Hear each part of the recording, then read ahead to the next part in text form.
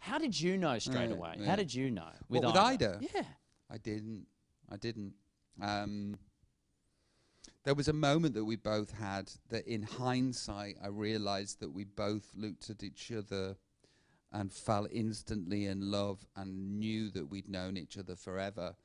But I had one commandment for my life, which was thou will not get married and have kids. Right. And that was just, it was just not going to happen. And I thought I was doing a sane thing just because of my makeup. And I know that what's expected of you in a relationship. And I was just thinking, I can't do this. I can't look after myself, so how am I going to look after kids? And I can't keep it in my pants, so how am I going to have a monogamous, I can't even say it, a monogamy relationship.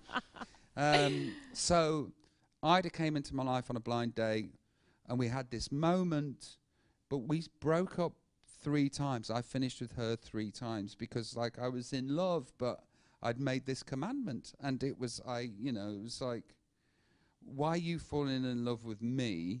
That makes you mental, and you're willing to bet on me to be able to do this thing. My God, you must be crazy. But then the 3rd time of breaking up, I just had a light switch moment one evening, and I went back to her house. I was out in Los Angeles, and it was a light switch moment. I was out having a meal, and just was like, I've got to marry her.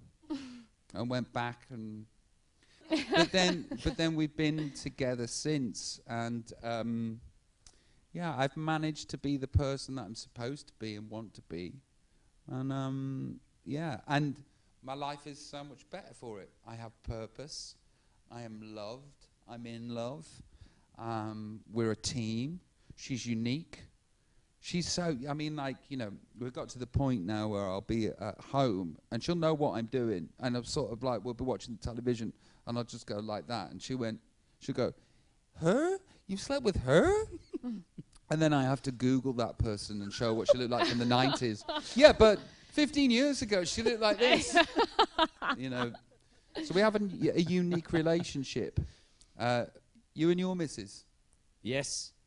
Was that a blind date, or what was that? No, it was, we'd known each other for many, many years, and then it just became something of I was away and just missed her a lot, and then she proposed to me. So I'd been away for work, came back, and was on the plane. I got back off the plane, and she had put together a painting made up of a whole bunch of little stamps with birds on them, because I'm a bird nerd, that said marry me. So it was like a gift, and I unwrapped it and it had marry me written on there. And I looked at her and she said, well, will you?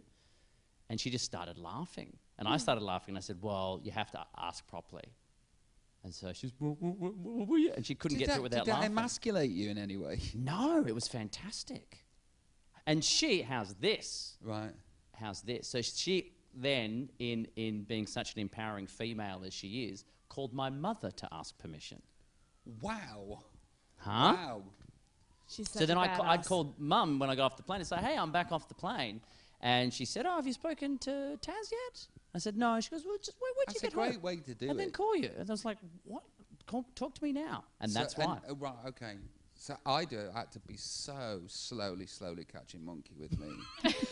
I just was not going to get married. Sure. And even the proposal wasn't very romantic. If I could do it, if I knew what I know now, Yep. who I am, how I can be, what we are together, what we, I'd do it a lot differently.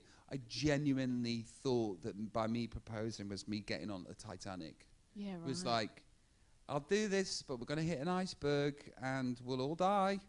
So that's how that was the kind of. But you're on bended knee when you say it, though. Yeah, but that was kind of the energy that I was going in. I thought, I know this is expected of me, but I know I don't want to do it, because I just didn't rate my chances very much. But I'm going to have to do it all again with her. This time go in properly. And, because then we did get engaged, and then she sort of like a week later, her best mate gave us some like wedding magazines, and she brought them home and she put them next to the bed, and I was genuinely like, "What's that?" Well, the wedding magazine. Hey, you've got the ring. And I was genuinely like that. Sure. I was like, hey, listen, you've got the ring. What are you doing with them? Well, we just got engaged, didn't we? Yeah. Whoa. Yeah.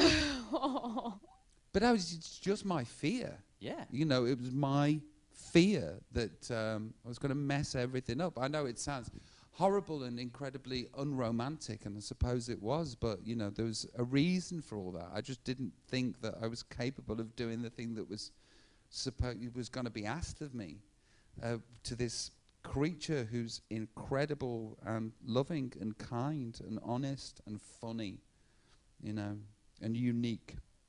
But that's why we're together. And I'm talking it through, you know.